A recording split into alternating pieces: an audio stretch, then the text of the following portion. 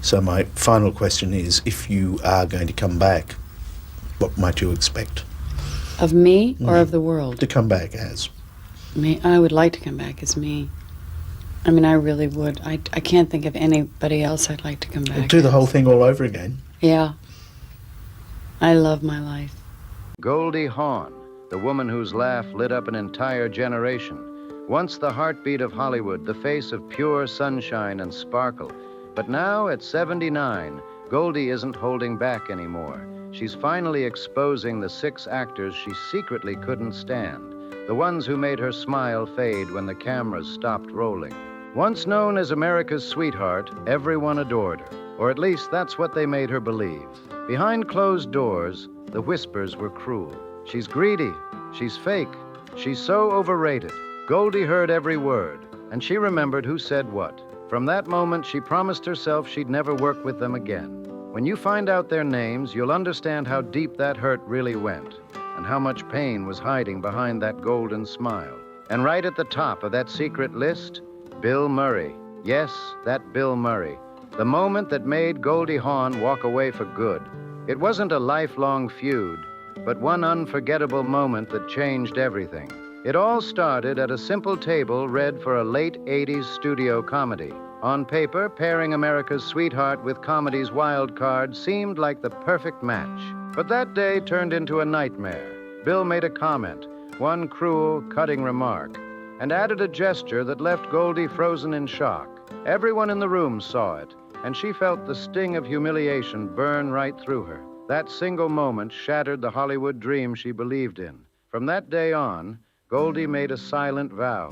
She'd never share the screen with Bill Murray again. Within minutes, the entire room flipped from excitement to pure tension. Bill Murray strolled in almost an hour late, loud, disheveled, and clearly not sorry one bit. He dropped his half-empty coffee right onto the script pages and smirked, "Now we can start." Goldie looked up, and right then she knew something bad was about to go down. As the table read began, Goldie slipped into her element. Warm, sharp, and effortlessly charming, just like the Hollywood legend she was. I didn't feel joyful. I was scared.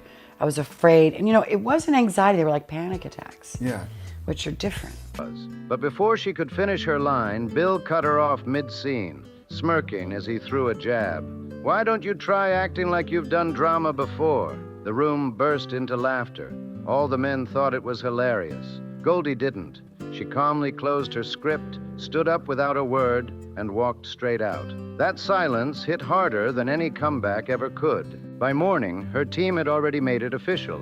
Goldie Hawn was out. No press, no interviews, no explanations. She vanished from the project like she'd never been there at all. Later, she confided to a close friend, saying, "He thinks unpredictability is genius. I think it's exhausting." That single moment changed everything for her. After that, Goldie built her own rules. No more working with men who confused cruelty with creativity. She turned down ego-driven comedies, skipped over chaotic sets, and chose peace every single time. And when someone later asked if she'd ever work with Bill Murray again, her answer was simple, steady, and ice-cold. No interest. Then came Warren Beatty, the rejection that turned into revenge. It all began with a single word, no. That one word was all it took to flip Hollywood's most powerful charmer into Goldie Hawn's quiet enemy. In the late 1970s, Warren Beatty was at the top of his fame, living like a king and collecting attention everywhere he went. So when he set his sights on Goldie, he thought she'd be just another easy yes. It started smooth. A dinner invitation here, a few private parties there, and then that not-so-subtle invite to his Beverly Hills mansion, an offer everyone in Hollywood knew the meaning of. But Goldie wasn't about to play that game. She stayed kind, funny, and classy, but firm. And that's when Warren's charm vanished like smoke. Almost overnight, things started to shift. Scripts she'd been promised, gone. Meetings canceled. Projects suddenly reassigned to other actresses. Goldie didn't need anyone to spell it out. She already knew exactly whose ego she'd bruised. Directors who used to praise her started avoiding her calls, and producers who once fought to cast her suddenly went quiet. One even pulled her aside and whispered, Warren says you're difficult, not serious material. That whisper hit harder than any headline could. It wasn't loud, it wasn't dramatic. It was a cold, calculated smear campaign, slowly spreading through Hollywood. He doesn't handle rejection, Goldie admitted years later. He punishes it. Those 6 words explained everything. What started as one firm no turned into a personal vendetta that haunted her through the early 80s. Warren Beatty had massive influence, and he used it like a weapon. Goldie never confronted him, never called him out, but she never forgot either. Goldie let time do the talking. She didn't need revenge. Her success was the answer. But fate has a funny way of circling back. Years after their silent feud, an award show brought Goldie and Warren Beatty face to face once more. Warren walked up with that same old grin, leaning in like nothing had ever gone wrong. Goldie looked him straight in the eyes, gave a polite smile, and then turned her back mid-sentence. No shouting, no drama. Just one calm, brutal move that said everything without a single word. Then came Dustin Hoffman, the audition that broke Goldie's respect completely. 3rd on her hidden blacklist, and easily the most shocking name of all. The world saw Hoffman as a Hollywood genius, and once, Goldie did too. But one encounter changed that forever. It was the early 1980s, and Goldie was ready to evolve. She'd already mastered comedy and made millions laugh, but now she wanted something deeper, to make people feel. A prestigious drama was in the works, and producers were thrilled about pairing her with Hoffman for the lead. Everyone expected fireworks, and they got them, just not the kind anyone imagined. Halfway through the audition, Hoffman suddenly stopped. He gave her a blank, icy stare, then turned to the producers and said, "She's still playing it like a sitcom." The whole room froze. Those words hit her like a punch, cruel and unnecessary. Goldie didn't flinch, though. She finished her scene with perfect grace, thanked everyone quietly, and walked right out before a single person could say a word. That was her power. Silent, sharp, and unforgettable. The next morning, Goldie picked up the phone and called her agent. Her voice calm, steady, and cold. "I'm out," she said flatly. "I won't fight for respect in a room full of men who've already decided I'm a joke." And just like that, she walked away. From the project, from Dustin Hoffman, and from any space that didn't value her worth.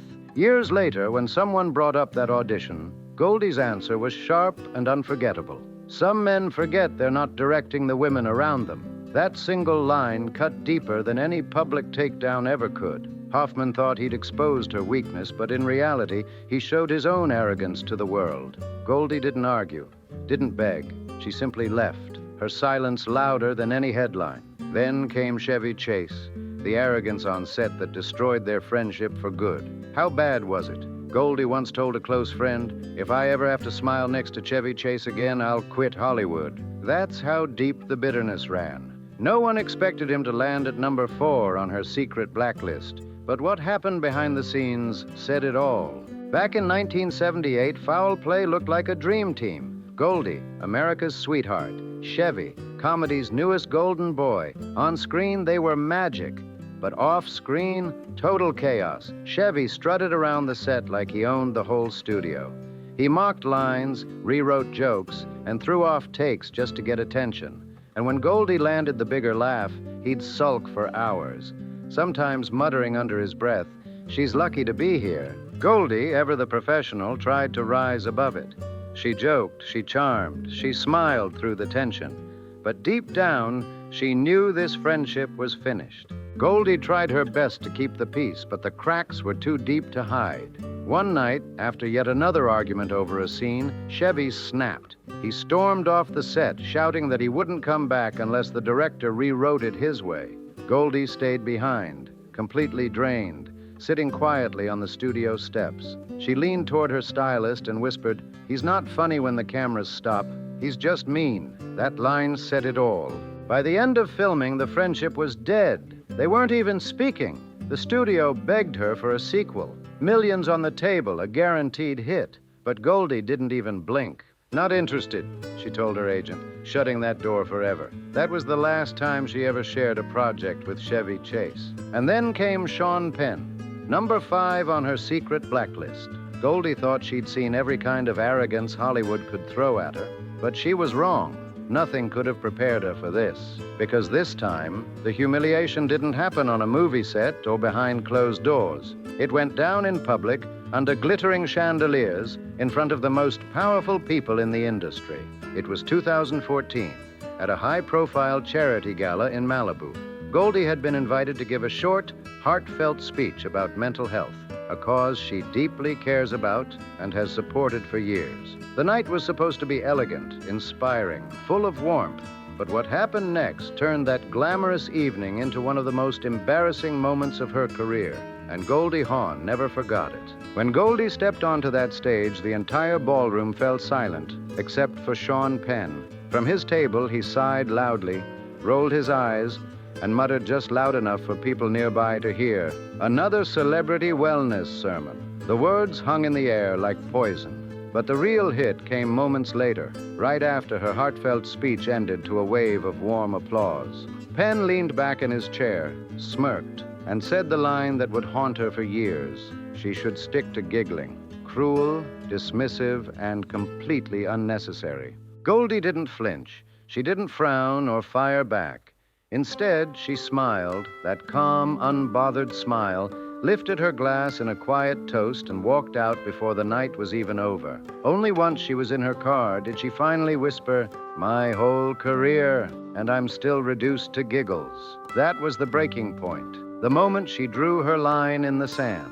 From that night on, Goldie refused to attend any event where Sean Penn's name was on the guest list.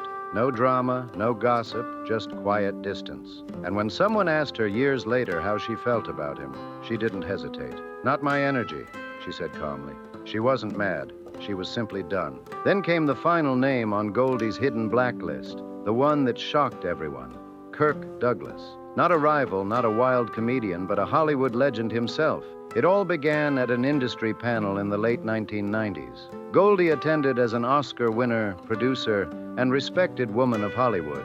Kirk, already an icon, greeted her with that signature grin, kissed her hand, and said, "You haven't aged a day, sweetheart." The crowd chuckled, and Goldie smiled politely, but inside it stung like a backhanded compliment. As the panel went on, things only got worse. Kirk interrupted her again and again, finishing her sentences, correcting her opinions, and pulling the spotlight back to himself as if it still belonged only to him.